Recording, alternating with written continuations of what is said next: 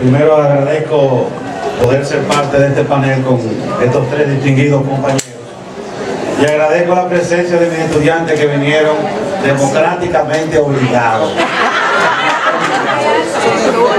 No, todos no, algunos se escaparon. Bien, hace como 5 años yo escribí un artículo sobre la libertad. Porque normalmente, como bien han expuesto mis colegas, compañeros, a los cuales me merecen el cariño y el respeto como personas y como académicos intelectuales, que normalmente cuando se habla de libertad, normalmente el ser humano se va a qué puedo hacer sin tener ningún tipo de coacción. Si soy libre para hacer, o si soy libre de hacer, o si soy en sí mismo libre para hacer o no hacer algo. Entonces, en ese sentido es que normalmente se ha estudiado el concepto de libertad, sobre lo que puedo hacer o no hacer, donde yo me sienta plenamente libre. Y por eso es que el concepto de libertad ha venido evolucionando de acuerdo al objetivo del autor, de acuerdo, como diría nuestro amigo Dustin, a las circunstancias del autor, o que Ortega y Gasset diría al ser sí mismo y sus circunstancias. Les voy a poner de ejemplo algunos casos. Por ejemplo, para Aristóteles, simplemente para él la libertad es libertad de elección si la libertad no fuese libre. Por ejemplo, y esta, dice él, no sería libre si no pudiese elegir. Es decir, Aristóteles es el que en principio trata de abordar la libertad ya como concepto genérico, porque cuando nos vamos, por ejemplo, a libertad política, ya estamos hablando de un concepto de libertad particular. Si hablamos de libertad en las redes sociales y lo aplicamos a una de las 40 redes sociales más utilizadas hoy en día, que dicho sea de paso, hay una confusión entre el concepto de redes sociales y plataformas digitales, que son dos cosas diferentes. Entonces estamos ahí particularizando el concepto de libertad. Por ejemplo, para San Agustín dice que el problema es cómo puede el hombre usar su libre albedrío. O sea, a San Agustín no le importa si el hombre es libre o no.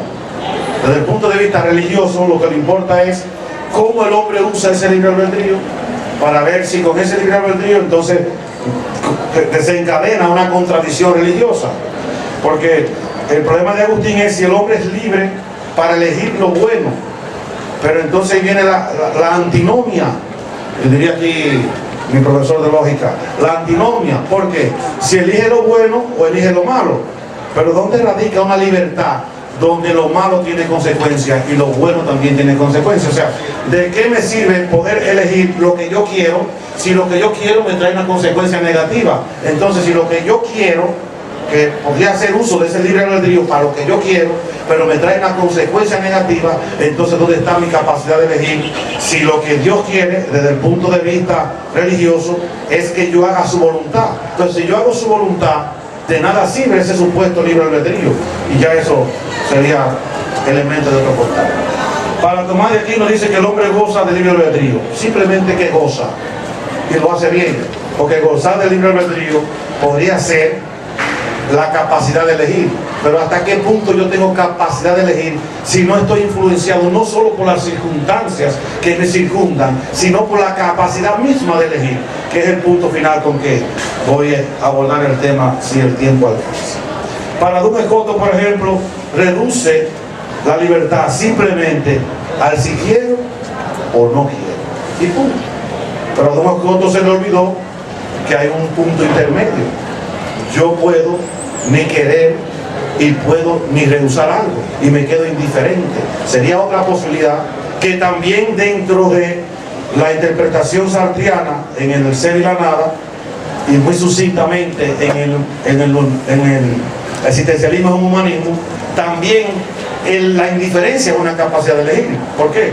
¿Tú quieres tal cosa? Yo puedo decir que sí, puedo decir que no, pero también puedo ser indiferente, y también allí estaría tomando una decisión, a lo que desde mi punto de vista habría que ver si estoy libre para tomar esa decisión o si la libertad misma me esclaviza para tener que elegir, que es el punto final al que quiero llegar.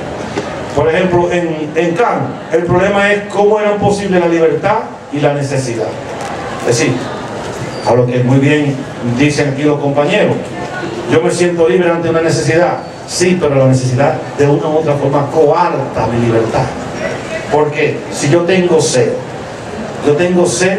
para buscar algo que tomar para que me quite la sed, o la sed me está obligando a mí a tener que buscarla a ella. Entonces, soy libre porque busco con qué satisfacer mi necesidad de sediento, o el tener sed me está obligando a hacer una cosa, y entonces allí vendría otra antinomia sobre el problema de la libertad. En Fichte, por ejemplo, es simplemente lo que caracteriza al puro yo en el sentido de ser mismo. En Schelling es simplemente una posibilidad, el ser libre es simplemente una posibilidad. Y para Hegel es simplemente una autodeterminación. En cierta forma, Schelling, Fichte y Hegel están enfocando hacia una libertad, diríamos que, del espíritu, en cierta forma. Y en Heidegger, por ejemplo, simplemente la libertad es el fundamento de los fundamentos, o sea, la fundamentación de los fundamentos. ¿Por qué Heidegger establece eso? Recuerden que Heidegger escribe muy bien en El Ser y el Tiempo, libro que yo no se lo recomiendo a mis estudiantes junto a otro libro, para que mantengan la fe en la filosofía, que habla de que el hombre es un ser para la muerte, y para poder vivir como ser responsable, como seres para la muerte, entonces hay que tener cierta determinación y fundamentación en lo que sería una capacidad de ser libre. Por eso va a decir que la libertad no es más que una fundamentación del fundamento. Y Ortega se afirma que la libertad es algo que somos, y punto. Para Ortega el ser humano y el ser libre es eminentemente una misma cosa, va a decir él. Y con quien quiero abordar, si el tiempo me lo permite, creo que ya me estoy pasando, es Sartre, que dice que el hombre solo puede ser en tanto que libre. El hombre solamente puede ser en tanto que libre. Y él va a definir de manera muy sucinta, es una de las pocas definiciones que voy a tomar prestada de Sartre, del ser y la nada, cuando dice que la libertad es la capacidad que posee la conciencia de segregar su propia nada que la isla. Va a decir que la nada es algo que aparece a partir de una conciencia con capacidad de introducir en el mundo, en el seno del ser mismo. No voy a seguir leyendo más la cita porque es del Ser y la Nada, otro de los libros que yo les digo a mis estudiantes, por favor, no lo lean. Bien, entonces, cuando uno toma una decisión de algo, de una u otra forma, como dicen mis compañeros, uno va empujado por algo. Si usted es cristiano católico y usted va donde un cura a pedir una opinión sobre una acción que usted considera pecaminosa, de antemano ya usted tiene más o menos la idea de lo que el cura le va a decir. ¿Por qué? Porque no hay tal libertad. Usted está escogiendo su propia solución.